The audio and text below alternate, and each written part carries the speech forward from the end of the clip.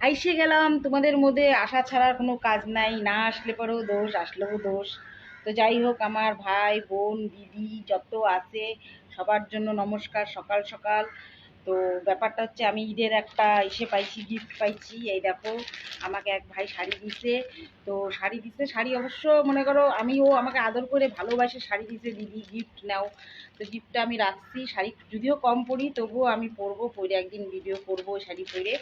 তো ব্যাপারটা হচ্ছে, দেখো, কথা ছাড়া তো ভিডিওতে কিচ্ছু নাই, কথা বলতেই আসছি।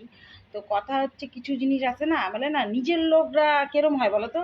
অন্য, মনে আরে আরে আমি লাইক কমেন্টের ব্যাপারেই গল্প করতেছি।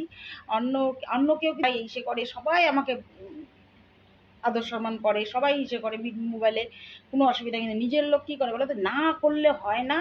10টার মধ্যে একটাতে লাইক করবে, একটাতে কমেন্ট করবে, নিজে সে ক্লোজ, আর কমেন্ট শেয়ার করে।